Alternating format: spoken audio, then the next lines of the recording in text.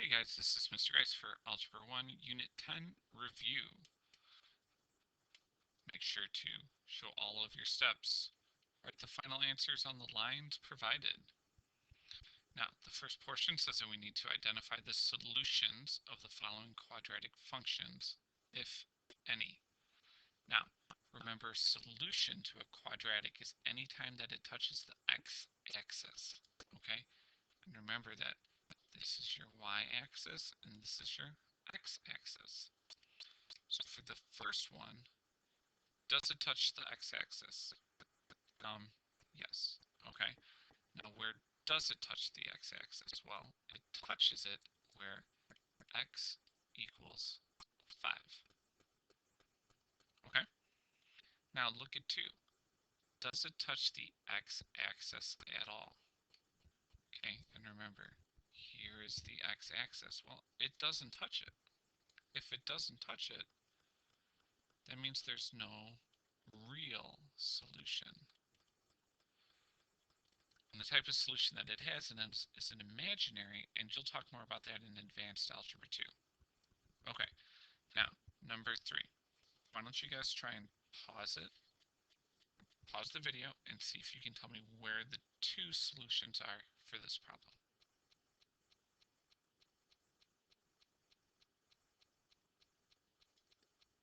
Okay, did you find them? There they are right there.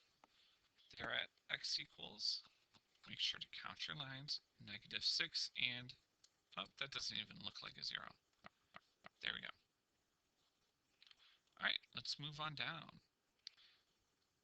Next set of directions is to solve the following quadratic equations by using an appropriate method from the list below.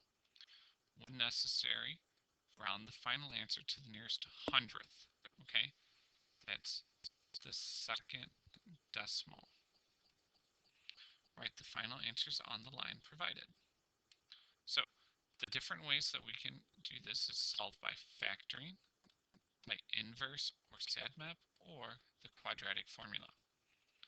Now, for those of you who don't forget the quadratic formula, remember, x equals the opposite of b plus or minus the square root of b squared minus 4ac, all divided by 2a. Hopefully you guys love my singing by now. But let's go ahead and get started. Now, number 4. We've talked about anytime that there are fractions in it, that we're going to use the inverse operations, okay, or SADMAP. So we draw the line down the middle, and now we do the opposite of addition, which is subtraction.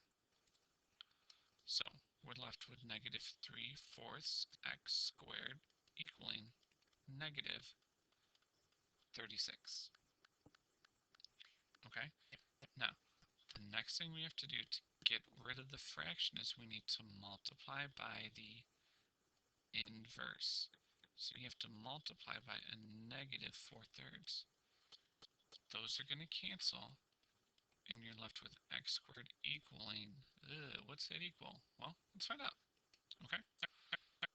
Get your calculator out, and you're doing -36 times negative, and that's 4/3, or 4 divided by 3. And you get a positive 48. Okay? Now, the last step is to cancel the square, and that's by doing the square root. So, x is equivalent to, that's not a perfect square, so we're going to have to round it. And now I want to do the square root of 48. All right, and now we have to round to the second decimal, which means that 8 tells us we have to round up. So it goes to 6.93 is the answer. Okay. All right. Problem number 5. Now, can we take out a GCF? No.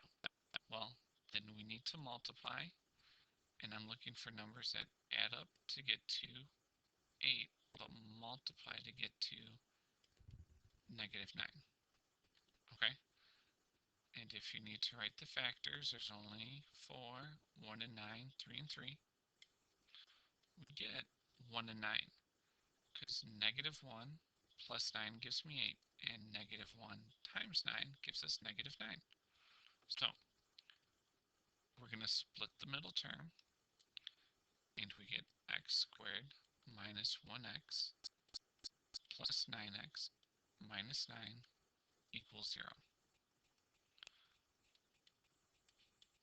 We can factor out an x from the first one and a 9 from the second one. And we get x minus 1, and we plot the 9, and we're left with x minus 1, which is exactly what we wanted to get. So now we have x plus 9 and x minus 1 equal to 0. Now, anything that's equal to, when it's equal to 0, we want to set anything with a variable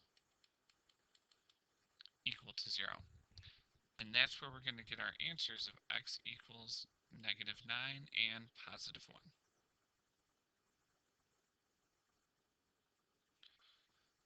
Right, number 6. Now, for number 6, we always want to get something equal to 0. So we're going to subtract 16 to both sides, and we're left with 0 equals 4x squared minus 16. Okay, now we can take out a GCF of 4, and we're left with 4 equals, or 0 equals 4 parentheses x squared minus 4. And let's make that look like a 4. Okay, from here, we can do the difference of two squares because it's a quadratic binomial with subtraction. Okay, so 0 equals 4, and the square root of x squared is x. The square root of 4 is 2, and we make one of those plus and one of those minus. Okay, and that's where we would break off everything with a variable, set it equal to 0, and that's where we get our answers of x equals plus or minus 2. Alrighty, number 7. First thing wrong with number 7 is we want to get all of our variables to one side. Okay, so to do that, I'm going to add the 3x squared because I want to make sure that my leading coefficient is positive. So that's why we're moving the smaller one over to the other side. And then we're going to subtract the 2x. Those cancel. And we get 7x squared plus 5x minus 1 equaling 0. Okay? Now, numbers that multiply to get to negative 7 and add up to get to 5. Are there any numbers that do that? Well, the only multiples of 7 are 1 and 7. And there's no combination that's going to add up to 5. Okay? So we can't do that, which means we're going to have to do the quadratic formula. So x equals, well, first off, we got to know that a is 7, b is 5, and c is negative 1. Okay? So the opposite of b is negative 5, plus or minus the square root of b squared minus 4 times a times c, all divided by 2 times a. Alright, so this is what we're going to do first. Okay, that's the only thing I'm worried about. I'm not even worried about the square root right now. Okay, so x equals -5 plus or minus the square root. The bottom is 14. So now in my calculator, I'm going to type it in exactly as I see it, which is 5 squared, up 5 squared minus 4 times 7 times -1. And that gives us positive 53. Okay, so the 53 goes underneath, and that's when we're going to split it into x equals -5 plus the square root of 53 divided by 14, and x equals -5 minus the square root of 53 over 14. Okay, and so when we do that, -5 plus the square root of 53, I get my answer, and I divide it by 14. Okay, and we get 0.16.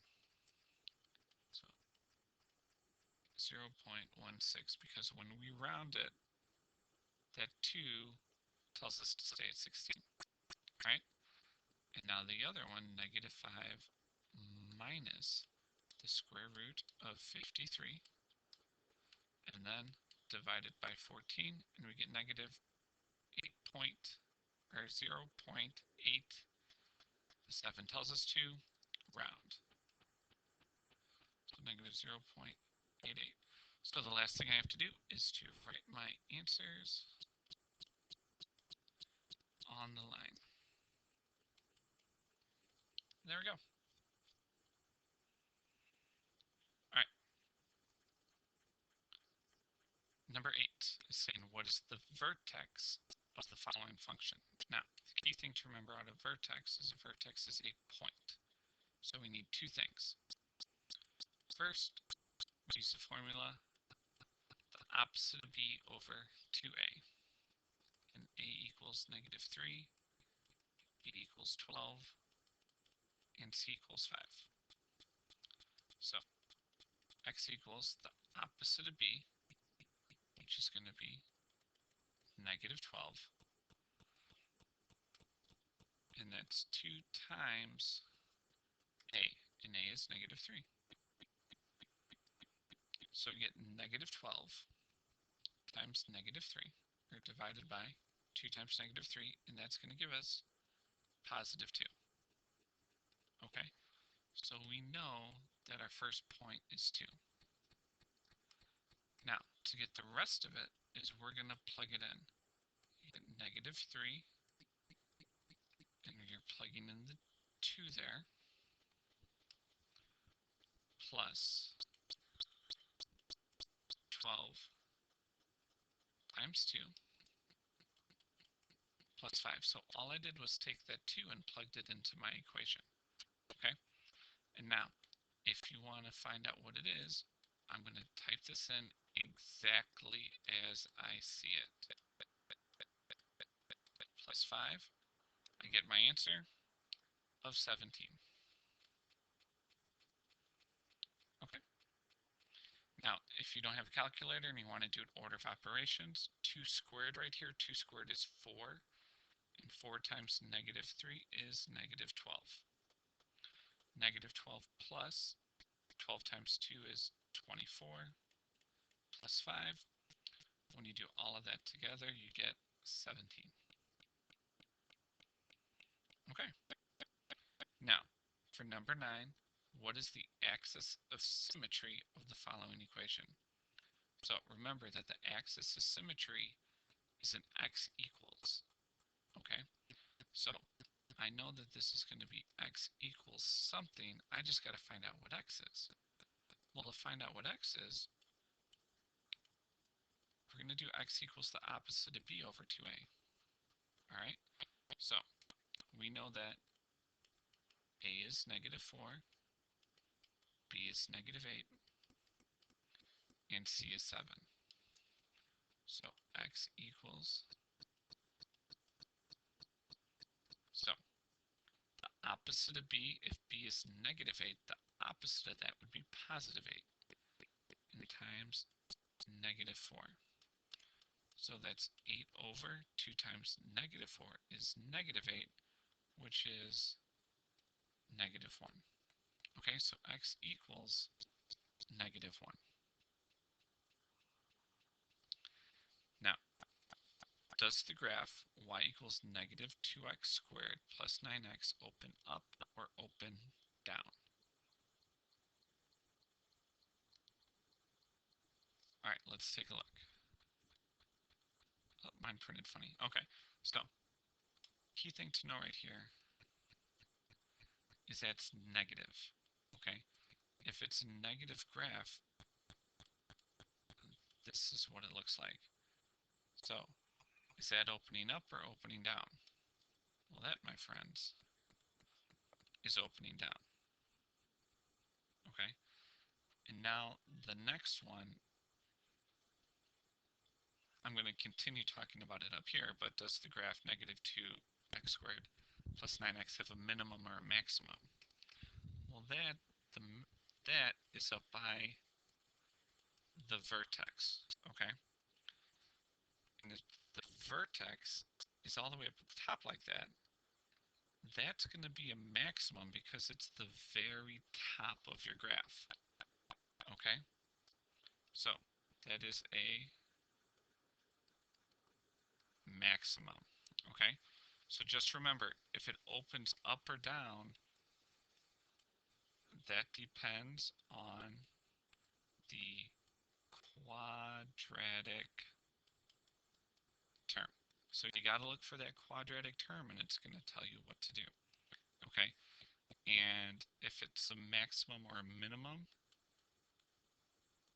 that depends on the vertex, okay? And the vertex is the exact middle of the graph, all right? Well, that's going to be it for the first video. The second video will be all about the second page, okay? Thanks for watching.